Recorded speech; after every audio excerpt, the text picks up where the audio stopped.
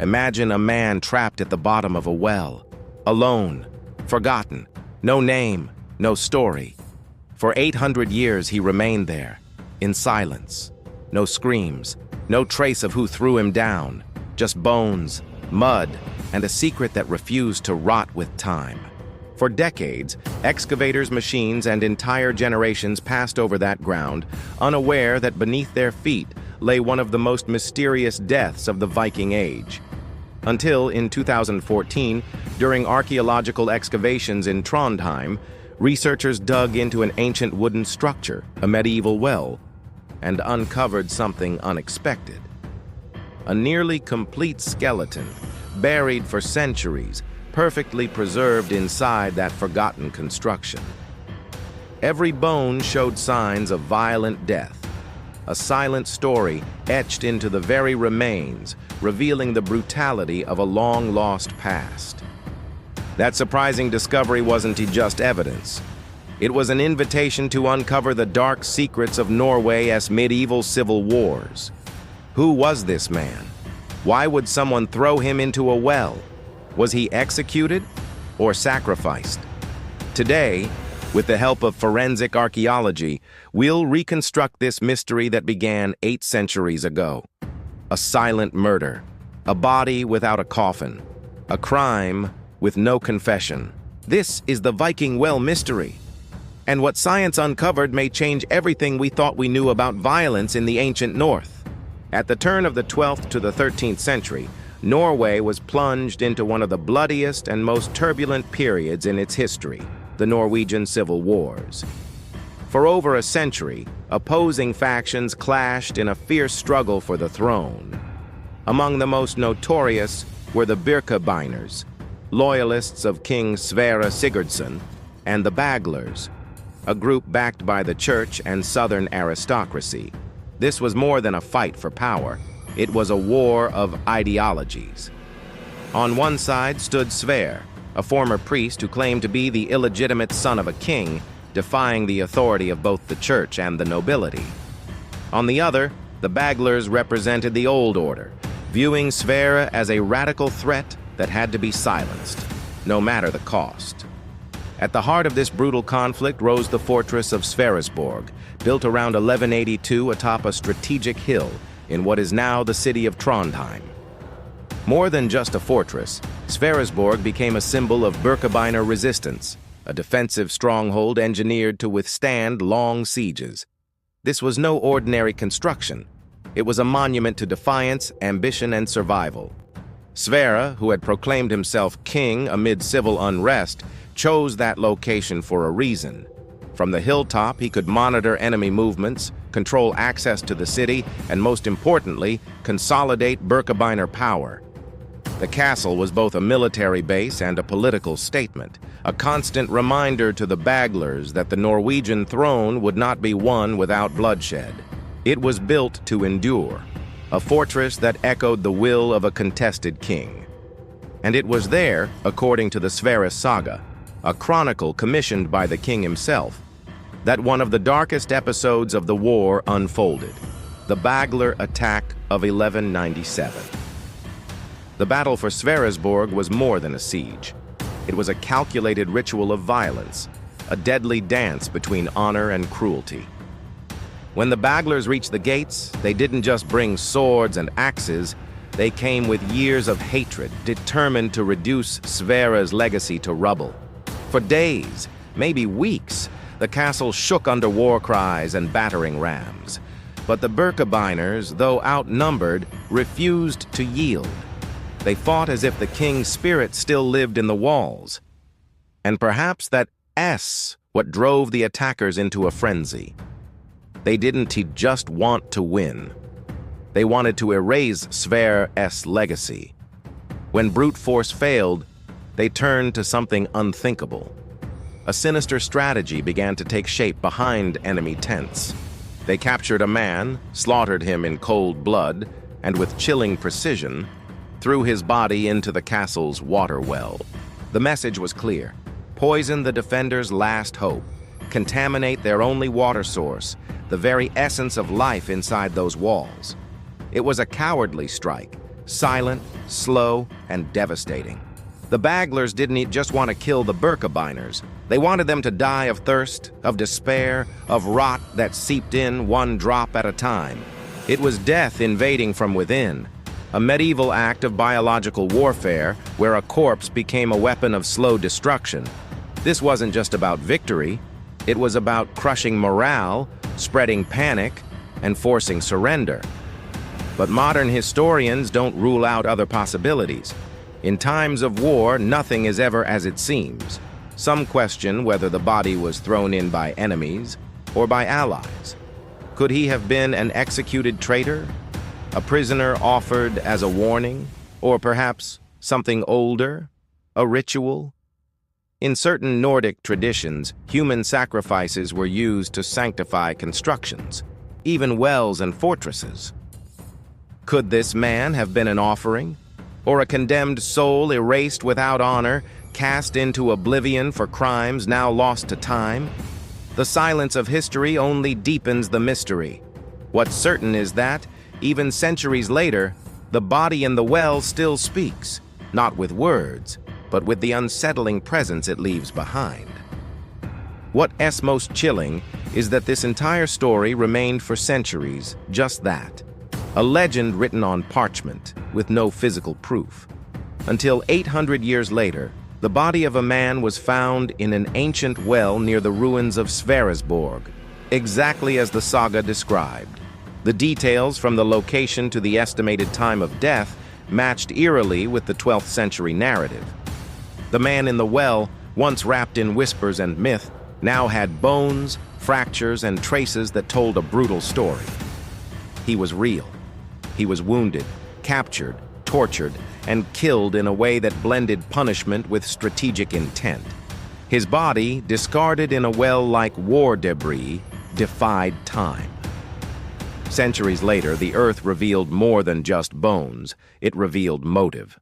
Because the way this man died says as much about him as it does about those who killed him. Archaeology didn't just find a corpse. It uncovered a message buried in silence, a testimony to the savagery and power plays that defined medieval conflict in Norway. As centuries passed, time worked to silence the voices that once echoed through the walls of Sverresborg. The civil wars ended, the Birkebeiners vanished from the political stage, and the fortress, once alive with strategies and conflict, was slowly swallowed by nature. Its structures collapsed, stones were repurposed, and what remained turned into ruins. Yet not all memories were buried forever. It was in 1938, during land leveling and drainage work around Sverresborg, that workers made a discovery no one expected. While digging through the rocky terrain near one of the fortress's old wells, their tools struck something hard, but it wasn't stone or wood, it was bone. At first, they assumed it was from an animal, perhaps discarded cattle remains from centuries past. But as they cleared the soil, the shape became unmistakable. Human bones. A nearly complete skeleton, curled into a posture that suggested not only abandonment, but possibly a violent end. The find was reported to local authorities and quickly caught the attention of historians and archaeologists. Buried in that forgotten fortress was something that could change how we understood its violent past. What made the discovery even more disturbing was its location, inside one of the ancient water wells of the defensive structure. And that wasn't just curious, it was symbolic. Wells, in medieval castles, were central lifelines, guarded at all costs, since access to water during a siege meant the difference between survival and death. To find a human body inside one wasn't accidental, and everyone knew it. Preliminary studies suggested the bones weren't recent. The preservation conditions, the depth, even traces found in the surrounding sediment pointed to the possibility that the remains had been placed there during the peak of the Norwegian civil wars between the 12th and 13th centuries. It was an extraordinary yet plausible hypothesis. The body might have been lying there for over 700 years. But even with that incredible possibility, no full excavation was conducted. The remains were left in place, reburied, with minimal documentation, almost as if the discovery had arrived too early for its time. The reasons behind that decision remain debated to this day. Some point to the lack of resources in Norwegian archaeology during the 1930s, still a developing field at the time. Others mention the looming political tensions. The world was on the brink of World War II, and historical investigations were suddenly seen as luxuries with no funding or public attention.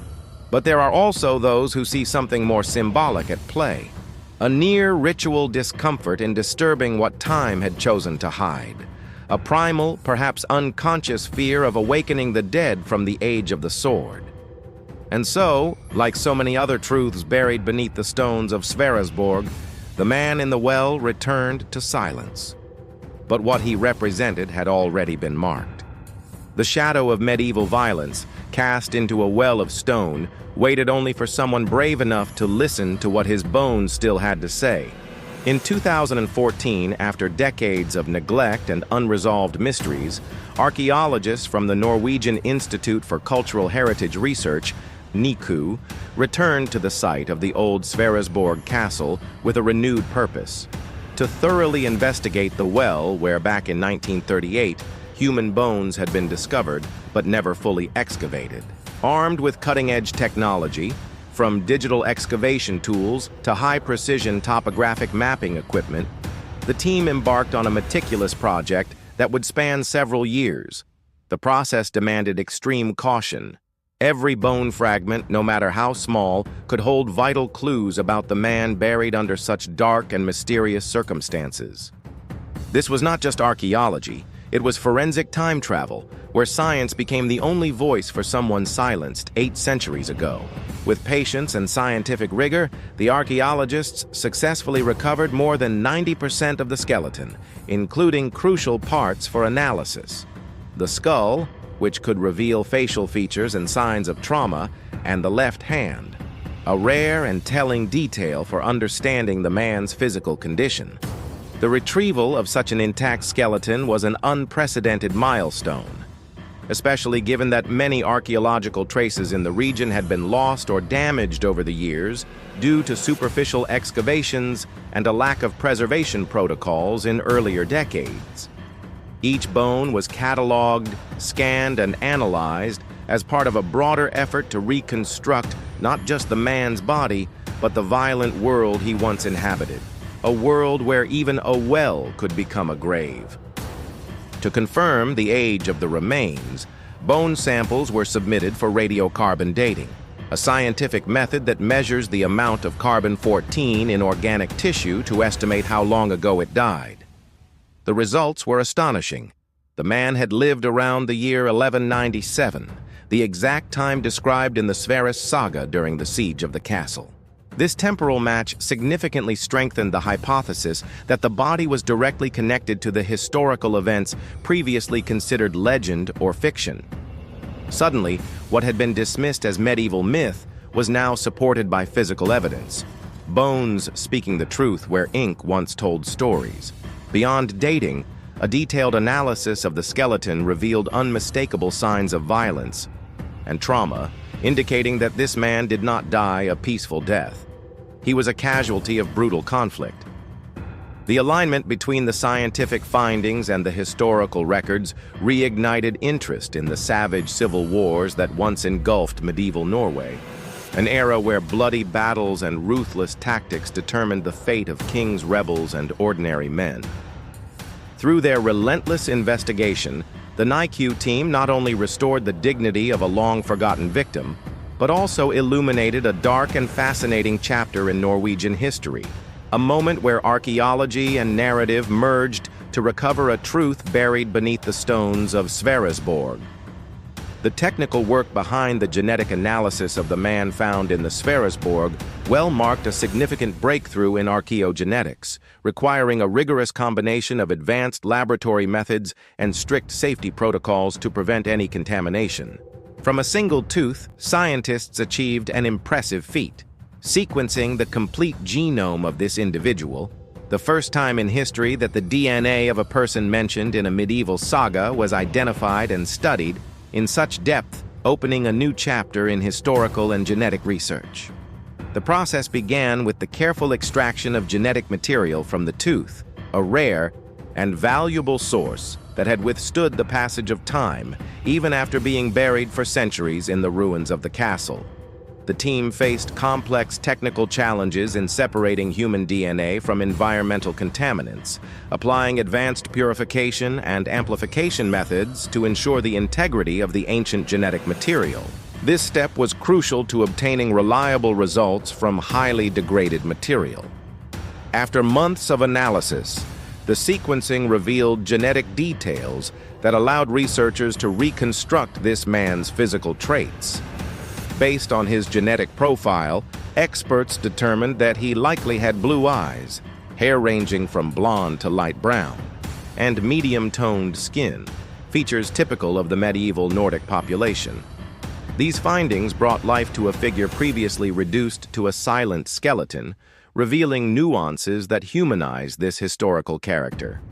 The data was compared with both modern and ancestral genetic databases, confirming that the man had a genetic makeup typical of the Nordic population of his time. The entire process took months of interdisciplinary work, bringing together archaeologists, geneticists, bioinformaticians, and historians, and demonstrated how modern science can uncover past mysteries with remarkable precision. The application of this revolutionary technology transformed a simple historical account into a tangible narrative, supported by scientific evidence that bridges the past and the present. This union between archaeology and genetics not only validates the truth of the sagas, but also broadens our understanding of life environment and conflict in medieval Norway, reconstructing the identity of a man who lived, fought, and died over 800 years ago. Beyond physical characteristics, the genome provided valuable clues about his ancestry and possible genetic predispositions, helping trace his geographic origin and family ties. These elements are essential for better understanding this man's role within the political and military tensions described in the medieval sagas, offering a new dimension to the historical narrative. The result was a major surprise. He was not originally from central Norway, the territory of the Birkebeiners, but from Vest-Agder in the south of the country, an area known to have been a stronghold of the Baglers, the enemy faction of the castle's defenders.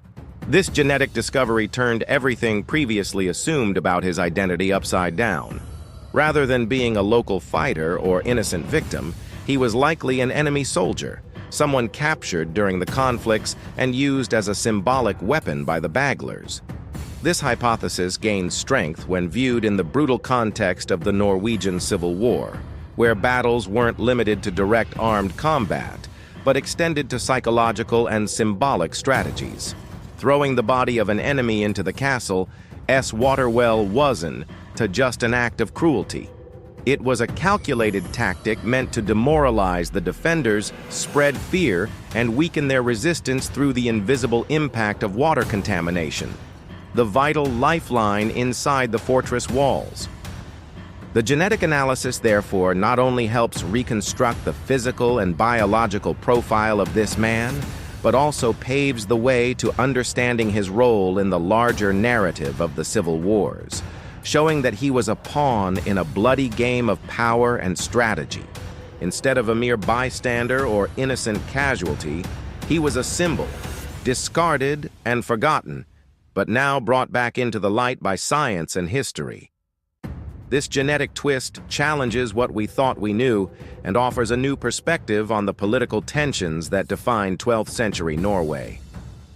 Detailed analyses of the bones of the man from the well revealed a silent yet powerful account of the violence he endured before his death.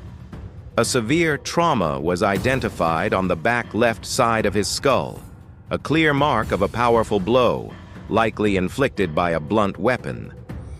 This injury suggests that he was not simply killed, but suffered significant physical violence, a struggle that preceded his cruel death.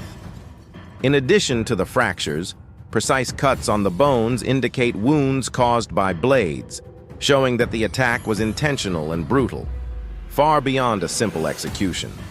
These osteological details help us understand how violent this man's end truly was, making it clear that he was the victim of a premeditated and ruthless assault.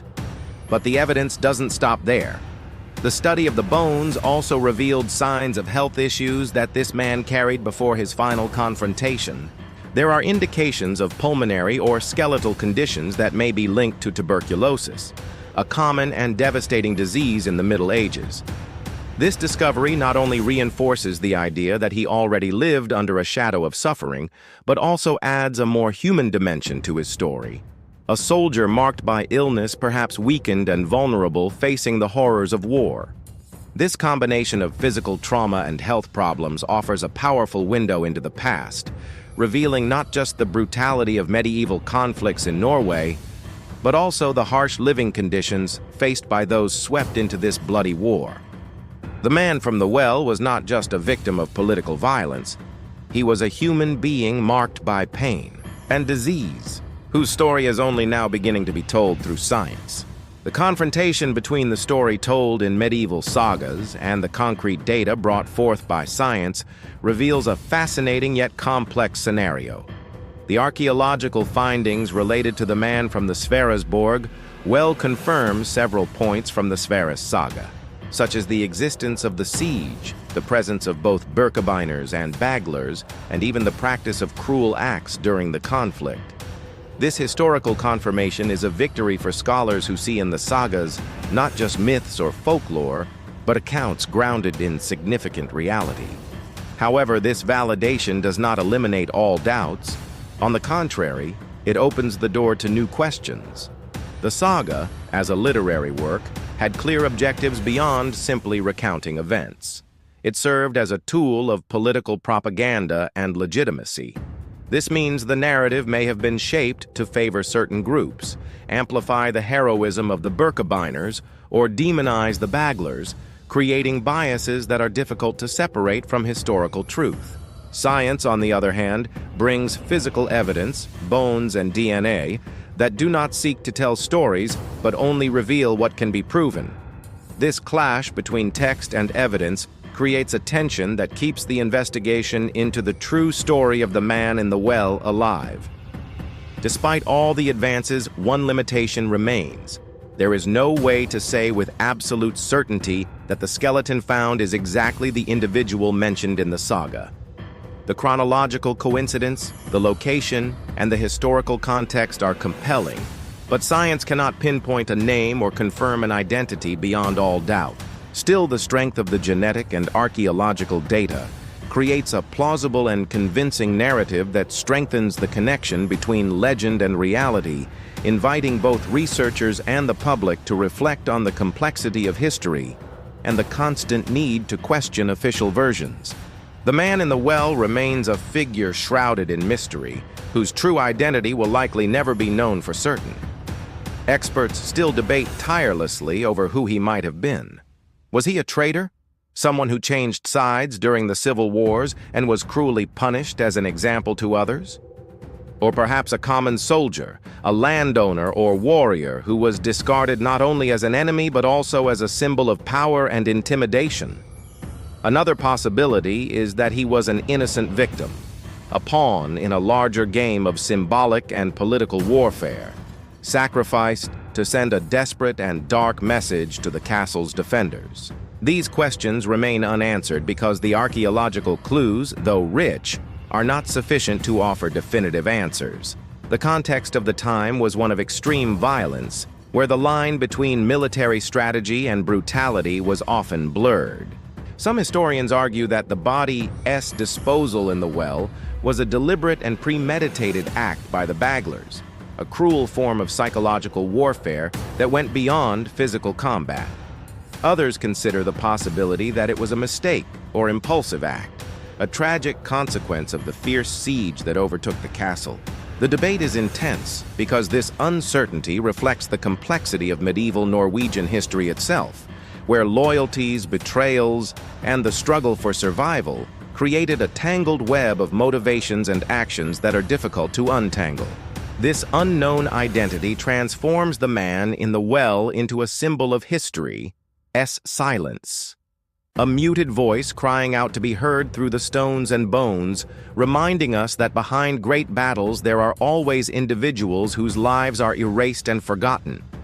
For over 800 years, his body remained hidden, an eternal silence that is only now being broken by the union of science and storytelling.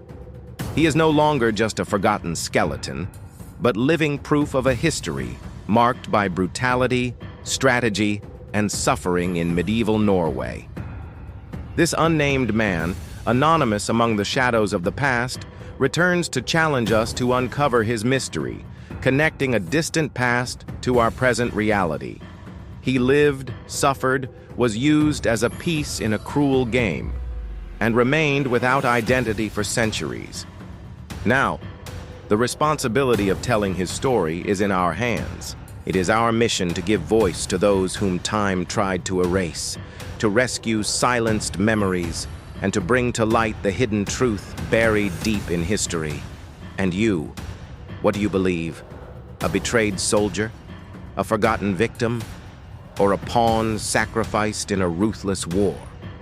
Leave your theory in the comments. Subscribe to the channel and turn on notifications to follow our next investigations as we unearth more secrets buried in time, ready to emerge from the shadows and impact the present.